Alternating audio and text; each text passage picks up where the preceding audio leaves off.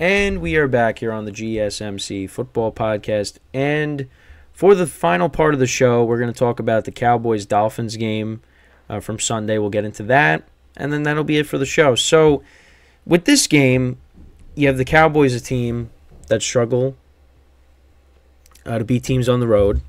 And then you have the Dolphins, who haven't beaten a team with a winning record.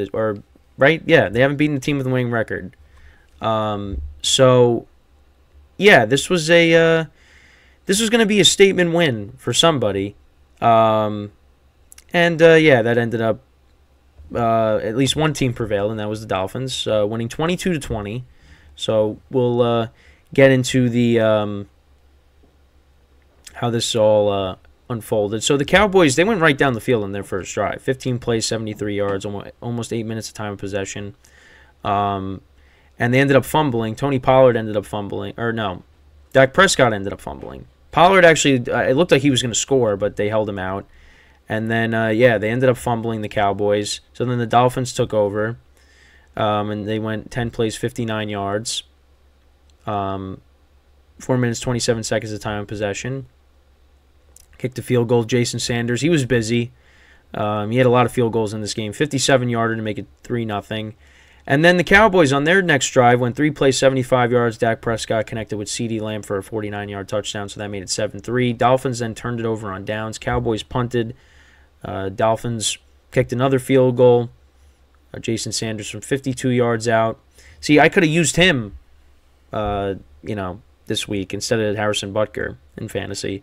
Then the Cowboys punted. Then the Dolphins went 8 plays, 71 yards.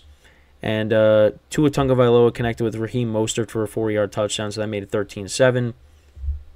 And that was the score at the half. Then both teams punted. Dolphins kicked another field goal, a 54-yarder from Jason Sanders. I mean, he had a game, really. So that made it 16-7. Then the Cowboys kicked a field goal.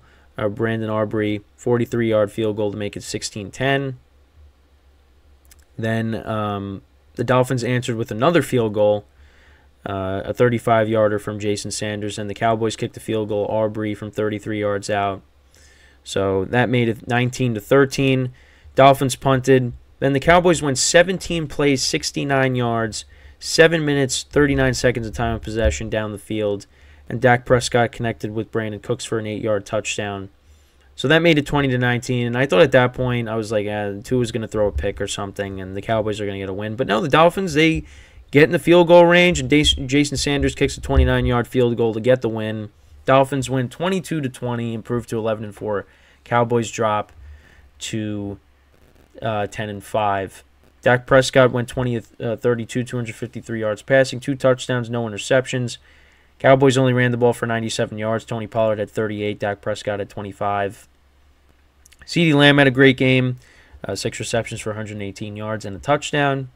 Then for the Dolphins, Tua Tagovailoa had a good game, 24-37, 293 yards, 1 touchdown, no interceptions. Cowboys held the Dolphins to under 100 yards. So, and that was something that I thought the Cowboys were going to get shredded in the running game. I mean, they did last week with James Cook, but not this week. I mean, Mostert had 46. He actually got banged up in this game. Waddle also got banged up in this game as well. He only had that 1 catch for 50 yards.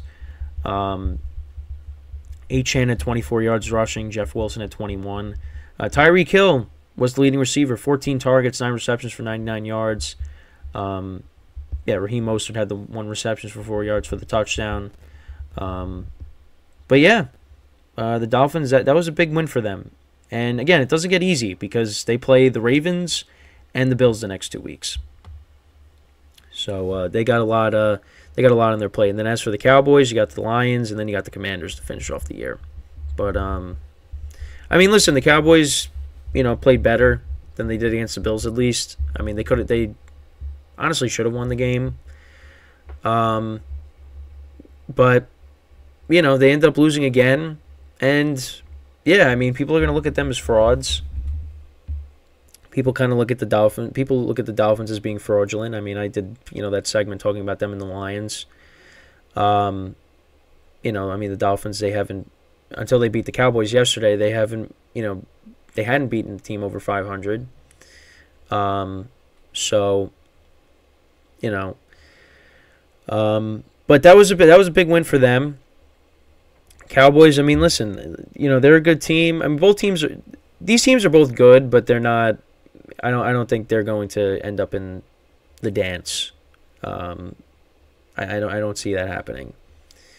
Unless the 49ers get knocked out, then that's a different story. But the Cowboys, listen, I mean, they're a team that struggles on the road, and odds are they're probably going to have to go to Philly and San Francisco if they're going to want to get to the Super Bowl, and I don't think they're going to be able to do it.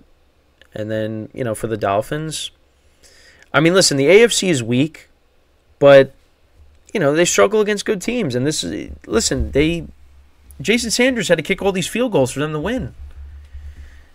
So they only scored one offensive touchdown, and that was Mostert. And other than that, if it wasn't for Jason Sanders, I mean, they don't win this game. I mean, they got into field goal range. They were able to move the ball and get it into field goal range, but yeah, I mean, they didn't put up as much points as we're accustomed to seeing. I mean, you beat the Jets 30-0, but again, that's the Jets. That's a team that struggles offensively. So, I'm not gonna say we kind of know what these teams are. After this game, we didn't really learn anything. But we'll see. I mean, again, everybody this year is beatable. So, we could talk about these teams right now, but these teams have loaded offenses and they got playmakers on defense as well. But we've seen, the Cowboys defense, although it did play better, they didn't get shredded in the running game like they did with the Bills, but the Cowboys defense prior to that, Seattle and against Buffalo, I mean, giving up a lot of points. And everybody's talking about with Tyreek Hill being out, the Dolphins are a different team. But having him back is huge. And it's going to be huge going into next week because, I mean, we don't know what's going to happen with Waddle, if he ends up playing. And Tyreek Hill is still, banged up a little bit with the ankle injury.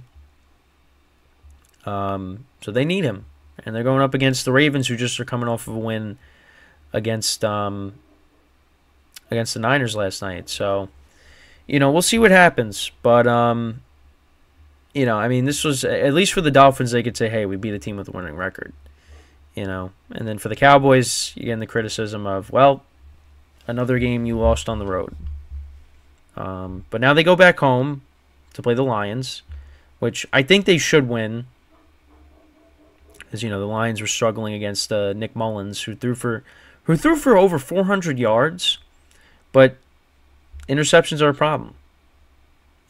So the Cowboys should be able to move the ball on the Lions defense. That game's going to be a problem for the Lions. But we'll see. I hope it's a great game. That game actually will be on Saturday. So, we'll see how that goes. And then, yeah, we'll go from there.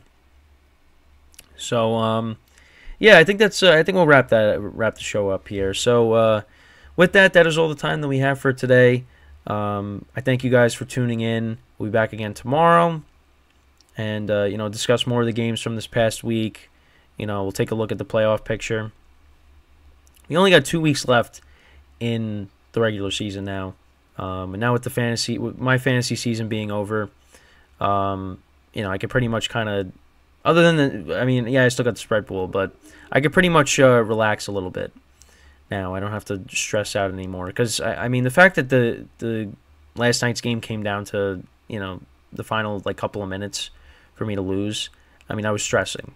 And, I don't want to have to deal with that anymore.